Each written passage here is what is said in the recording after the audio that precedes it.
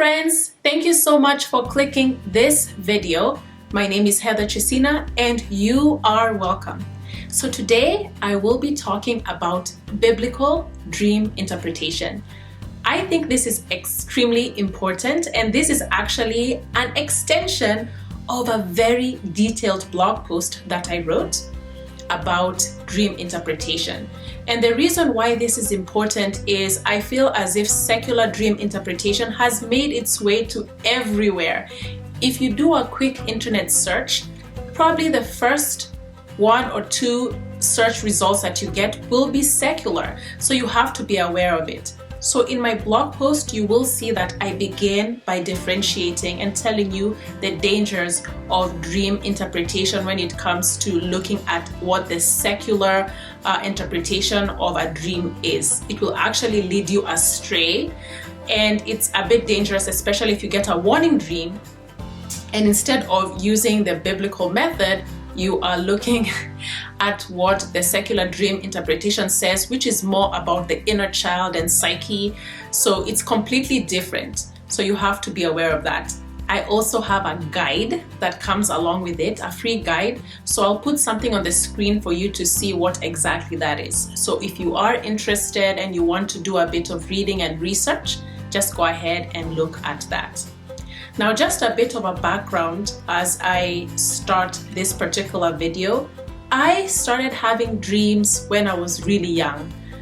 One of my fondest memories, and I did talk about this in my testimony video, is a dream that I had when I was around 7 years of age. So what I would say is that I did not receive any mentorship over the years. So I did not have any structure on how to develop my gifts. All of my dreams came true, and it kind of scared me in the beginning, and I did not see a need, and I did not understand the purpose of having this gift. Much later, I did realize that this gift is attached to my purpose.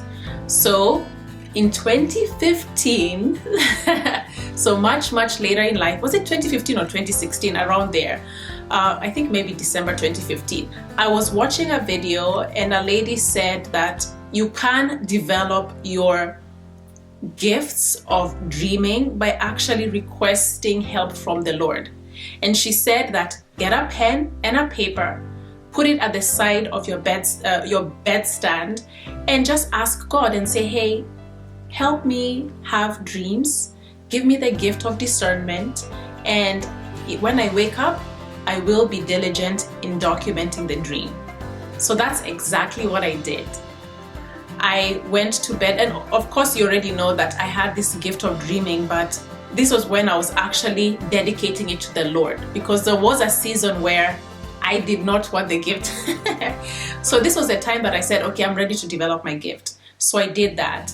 And once I did that, I woke up 3 times back to back with dreams. So what I did is that I documented it. It was late in the night, so I did not actually write it on that pen and paper. I actually used my phone. You can put it in your notes, or you can find other ways to actually document it, because I wanted a digital way of me to be able to track them. So as you can imagine, from 2015, 2016 to date, I have been documenting my dreams. So I actually have a whole database of dreams with dates and timestamps. And I think that's one of the gifts or the benefits of actually using something digital to record your dreams. You can go back, and dates are very, very important as far as dreams. So yes, so that's what I did and what I've been doing. And I have been reading quite a bit. One of the works that has really touched me is by John Paul Jackson, and that I found his work around 2015 or 2016. I've bought like a lot of his books. I've listened to a lot of his CDs, and most of his work is housed in this ministry called Streams Ministries. They also have courses and all these things that you can take.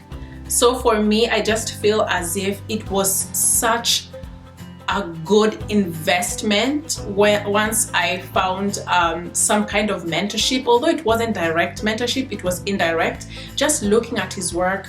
As you know, John Paul Jackson is no longer here. He was sent home, he's in heaven, but you know, his work still is really anointed. So I feel as if you want to get a head start, you can, you know, definitely start looking at his work. In addition to that, what is there? I did list a couple of other resources on my blog post, if you see that. So right now, I'll just go ahead and dive into one dream that I wanted to dissect so that it can accompany this blog post that I've been talking about. So if you have a cup of tea or coffee, get it, get it in handy, and let's begin. Okay, so let's go ahead and talk about the dream. I'm using the word dream, but honestly, the more that I think about it, I feel as if it was a vision. But I'm just going to say dream because that's something that I'm still working on as far as understanding the difference between dreams and visions. Because anyway, it's a long story. I'll probably talk about it in a different video. So I'll have my phone just in case because I want to reference a blog post that I wrote in 2020. So this dream was in February 2020. So I had this dream February 2020. So let me go ahead and describe it because I can literally see it in my head right now. So I was at a porch of a modern house, and I was kind of like on a bench, or like a porch bench, and I was on the left, and on the right there was a man who had priestly garments. If you see the thumbnail that I have attached to this particular video, that's exactly the kind of clothes that I saw. And he had, you know, the covering and everything. So I knew that this was a priest. So I looked at the house. Was really modern, and the door was kind of ajar, but we were just sitting there, and I could literally feel the breeze on my face. And in the dream, it looked like I was kind of like an observer. So I was just sitting there, and then to the right, outside of the house, I saw a tent of meeting. And automatically I just knew that, okay, this has to do with the priest. So after that, I woke up. It was such a vivid dream. And in addition to that, what I forgot to mention is that the tent of meeting looked like it was, the terrain kind of looked like Israel. I know it sounds it's kind of strange because it's like it was a stark contrast of, this is a modern house, but right at the steps you see the tent of meeting. So that's the dream that I had, and I woke up. Usually I'm so diligent in documenting all my dreams, but this one kind of puzzled me. And this was February of 2020.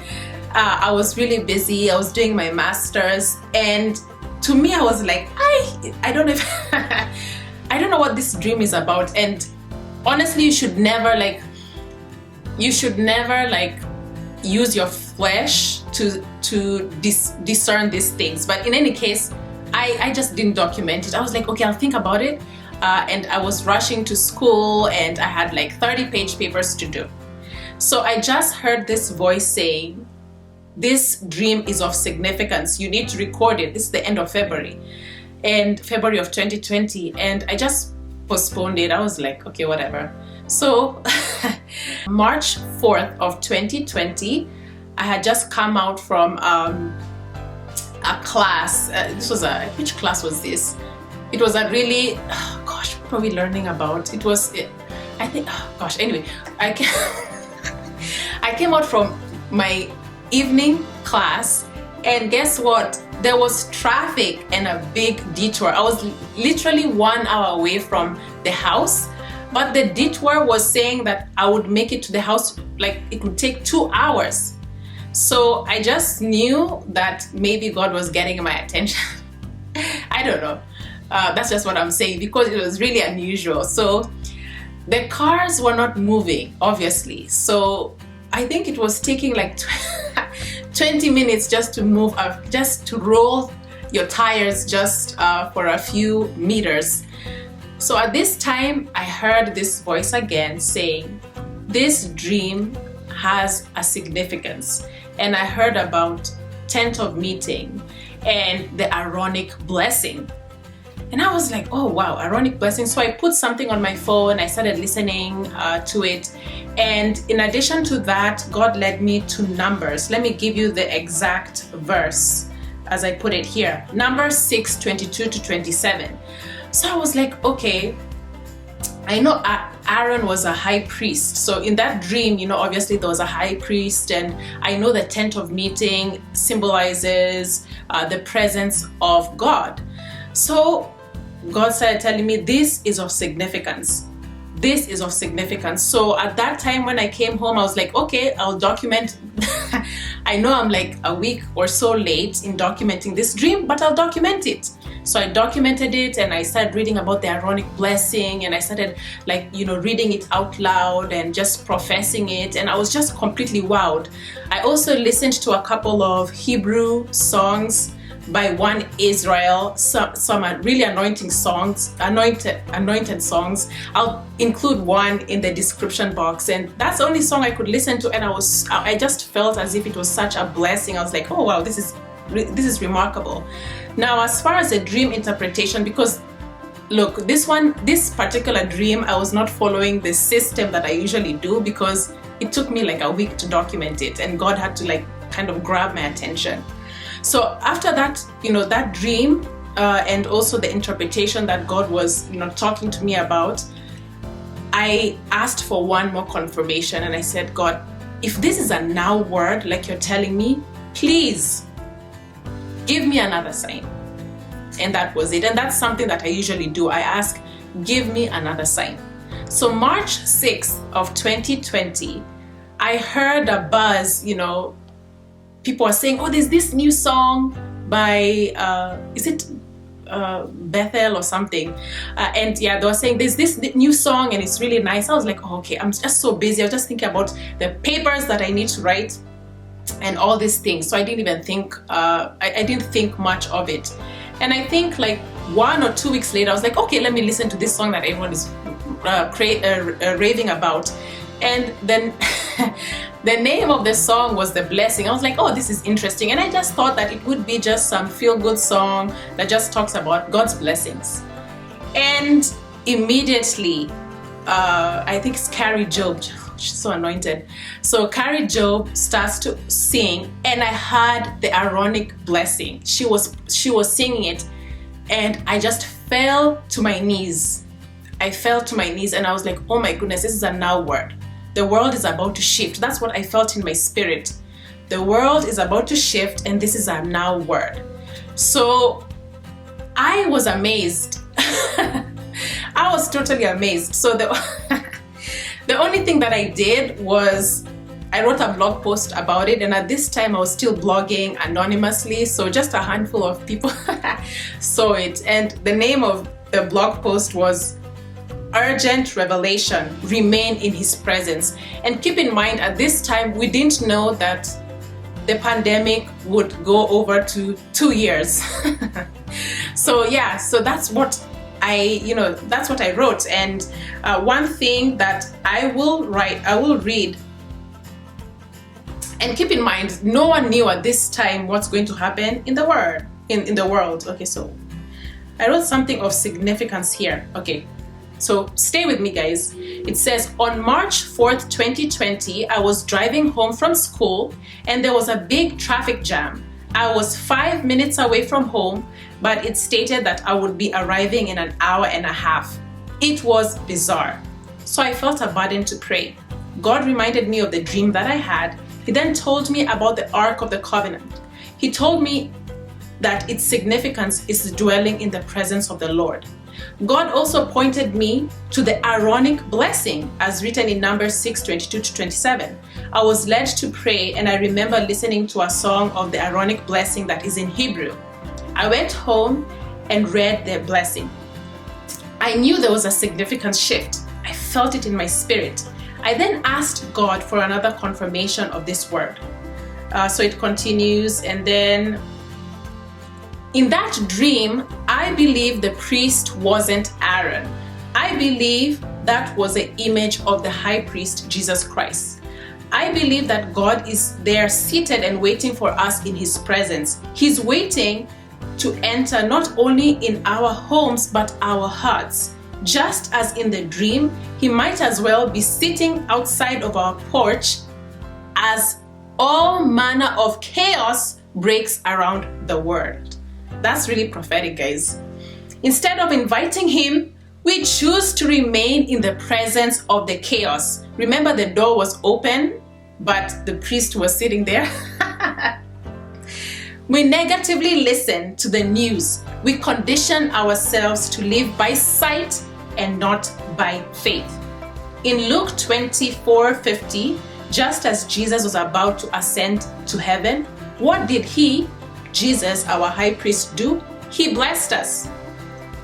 So it says in verse 50, and He led them out as far as to Bethany, and He lifted His hands and He blessed them. Just as the Aaronic benediction blessed the nation of Israel, Jesus wants us to be blessed. He wants us to spend time in His presence, have a relationship with Him, and be fruitful by relying on His promises. So that's what I wrote. So as you can imagine, after that particular dream and also the interpretation and the confirmation, which was like mind-blowing, I spent the whole of Passover 2020 just inward, because I was like, there's a shift and I do not want to miss the shift. And I think I also wrote another blog post following that about remnant rising or something like that, because I just felt as if, wow, there's a significant shift happening in the world. And I feel as if right now, even in 2022, some people are able to discern that there's a shift and other people still can't. So yeah, that's just what I wanted to say. So that's just about the dream. And I will tell you, okay, I'll probably talk about this in the in the next section, but yeah, that was just an example of one of the dreams that I had. It was very vivid. When I tell you right now, even as I speak to you, I can see myself sitting beside this priest, and I could see everything, like all the details, I could see it. It was just remarkable. And like I said, the door was open in this modern house, but it's as if people did not want the Lord in their hearts or in their homes. So yeah, that is that is the dream that I wanted to share, and just a bit of guidance as far as if I used the secular dream interpretation to interpret that, I don't think I would be able to get the richness and the true interpretation of that particular dream. So we'll go to the next session about just a couple of tips and takeaways that you need to keep in mind.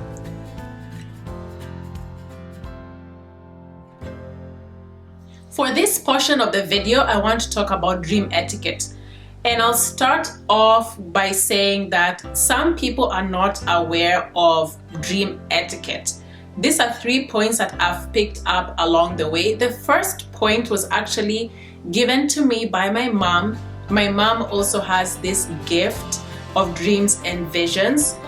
And if you recall, if you have watched about my green card story, I think the first video in that series, I talk about my mom having a dream that I won a green card, and God actually told her to apply, and I did get it. So what she told me is, if the dream is really sensitive, pray on it. but do not tell people. And I think this is so important because sometimes people are quick to rush onto YouTube or their blog, especially if they have a dream about someone really popular. And let's say, for example, it's about childbirth.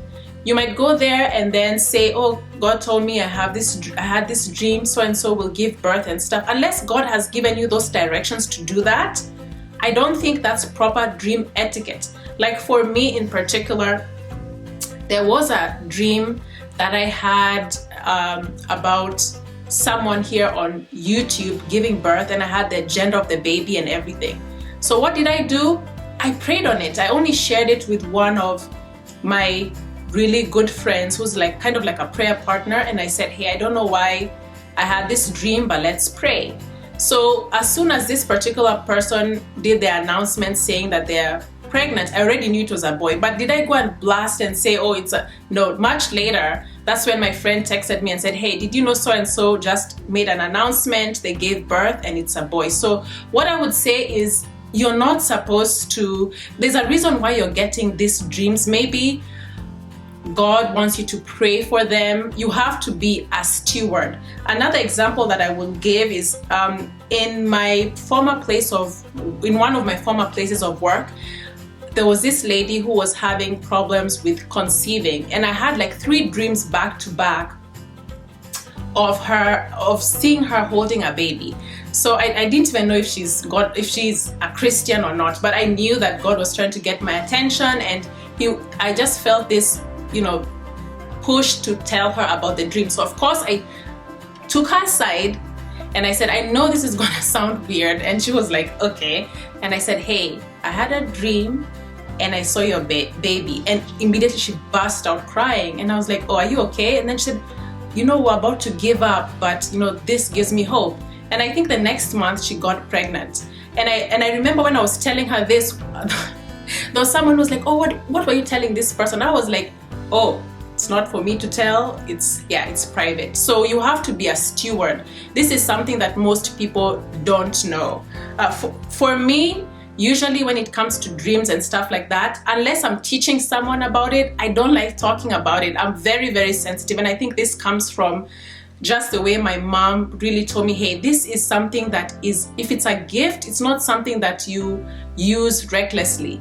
You're supposed to actually constantly take it to God and listen to that still small voice giving you direction on what you need to do. So definitely don't go to social media and divulge what is meant to be secret. Please don't do that, especially if it's a warning dream.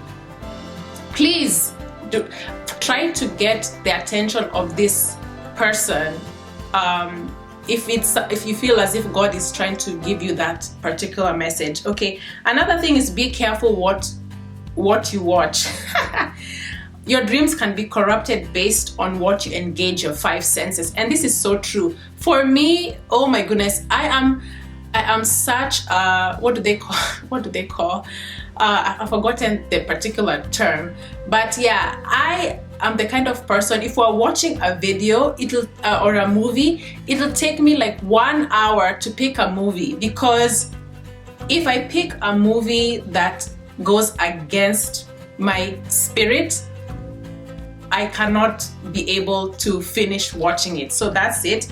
Oh my goodness, my camera is flashing, so let me try to end this. The other one that I would like to say is, do not look to Freudian or other dream interpretations. If you check my blog post, I do explain about Freudian dream interpretations. That's into like the psyche and the inner child. And that's basically it. I hope this has given you more insight and motivation. If you have any other questions, let me know. You can go to, if it's private, just go to my blog and use the contact form and I'll get back to you. And that is it, folks. Thank you so much for tuning into this video. I will see you on the next one.